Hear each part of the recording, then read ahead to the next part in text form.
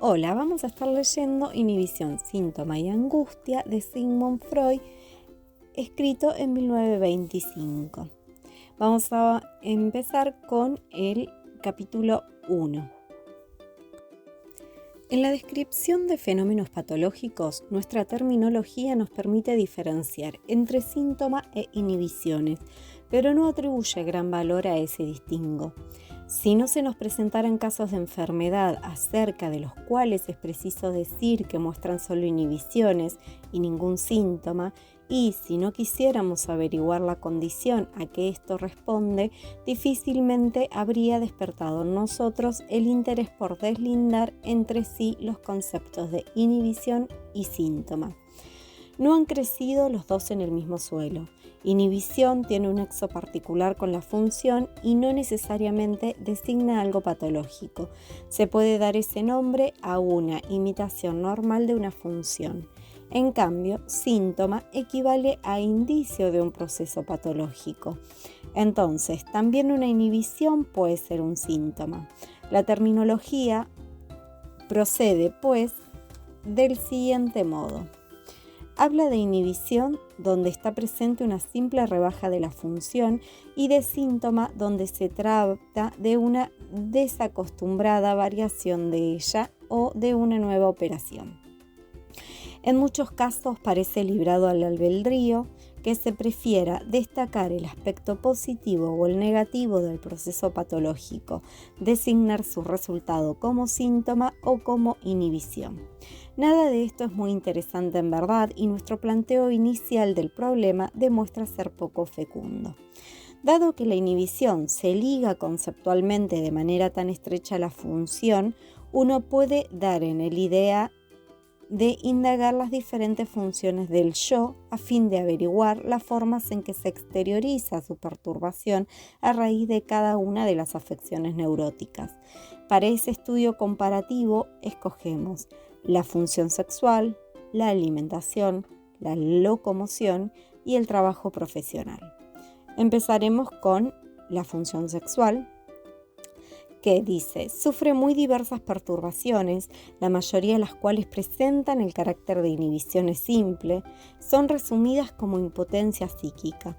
El logro de la operación sexual normal presupone un decurso muy complicado y la perturbación puede intervenir en cualquier punto de él.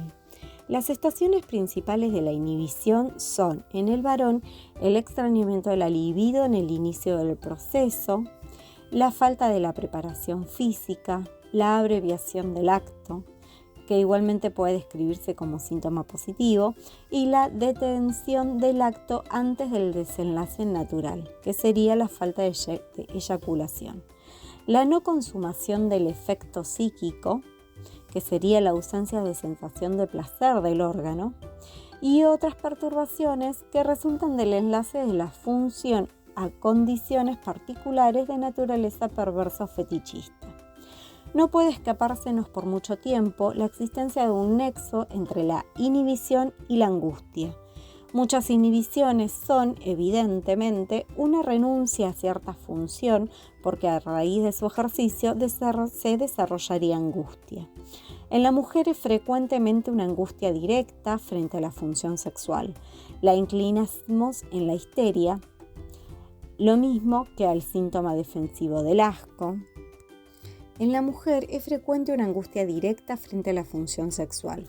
La incluimos en la histeria, lo mismo que al síntoma defensivo del asco, que originariamente se instala como una reacción, sobrevenida con posterioridad, frente al acto sexual vivenciado de manera pasiva, y luego emerge a raíz de la representación de este. También un número considerable de acciones obsesivas resultan ser precauciones y asesoramientos contra un vivenciar sexual y por tanto son de naturaleza fóbica. Con esto no avanzamos mucho en materia de comprensión. Anotamos solamente que se emplean muy diversos procedimientos para perturbar la función.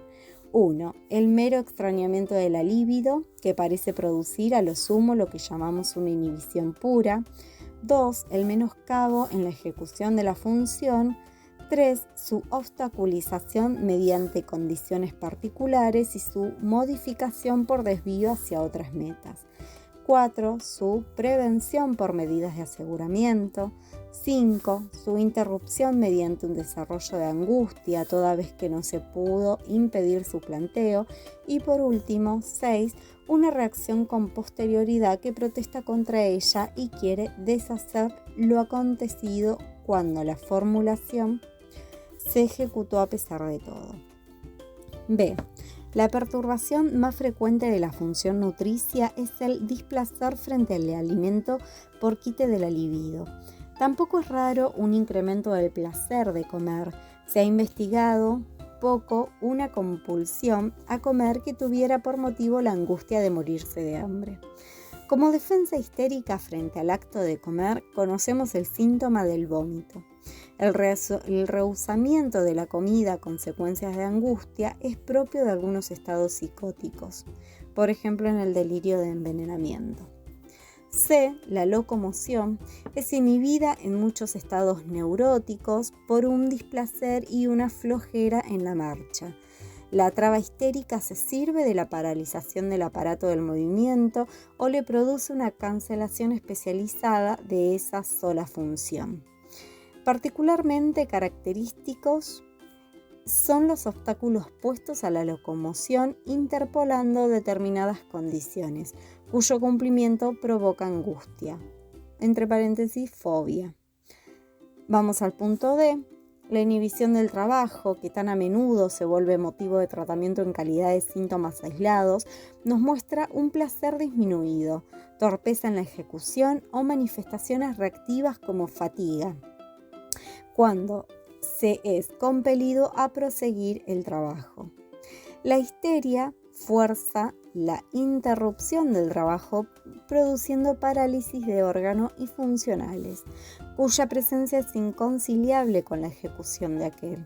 La neurosis obsesiva lo perturba mediante una distracción continua y la pérdida de tiempo que supone las demoras y repeticiones interpoladas. Podríamos extender este panorama a otras funciones, pero sin esperanza alguna de obtener mejores resultados. No saldríamos de la superficie de los fenómenos. Nos decidimos entonces por una concepción que ya no deja subsistir grandes enigmas en el concepto de inhibición. Esta última expresa una limitación funcional del yo, que a su vez puede tener muy diversas causas. Conocemos bien muchos de los mecanismos de esta renuncia a la función, así como una tendencia general de ellos. En el caso de las inhibiciones especializadas, esa tendencia es más fácil de discernir.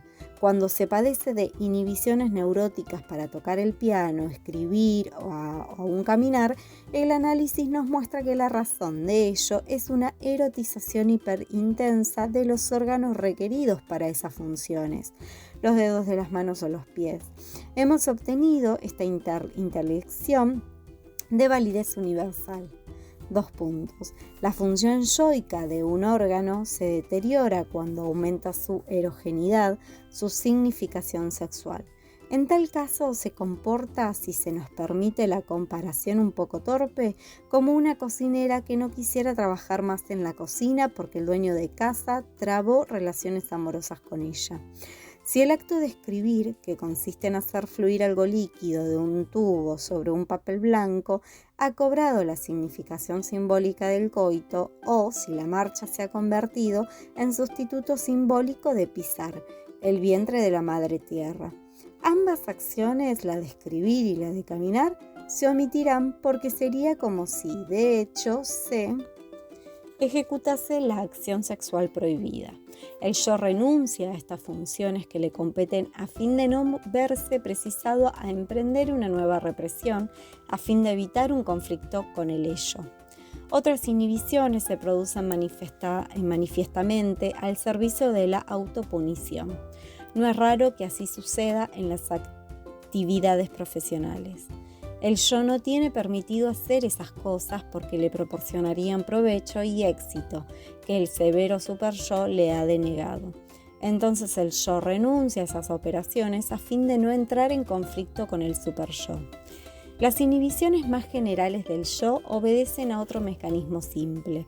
Si el yo es requerido por una tarea psíquica particularmente gravosa, verbigracia, un duelo, una enorme sofocación de afecto o la necesidad de sofrenar fantasías sexuales que afloran de continuo, se empobrece tanto en su energía disponible que se ve obligado a limitar su gasto de manera simultánea en muchos sitios, como un especulador que tuviera inmovilizado su dinero en sus empresas. Un instructivo ejemplo de este tipo de inhibición general intensiva de corta duración puede observarlo en un enfermo obsesivo que cafa en una fatiga paralizante de 1 o varios días, a raíz de ocasiones que habrían debido provocarle, evidentemente, un estallido de ira. A partir de aquí, ha de abrírsenos un camino que nos lleva a comprender la inhibición general característica de los estados depresivos y del más grave de ellos, la melancolía. Acerca de las inhibiciones podemos decir entonces, a modo de conclusión, que son limitaciones de las funciones yoicas, sean por precauciones o a consecuencia de un empobrecimiento de energía. Ahora es fácil discernir la diferencia entre la inhibición y el síntoma.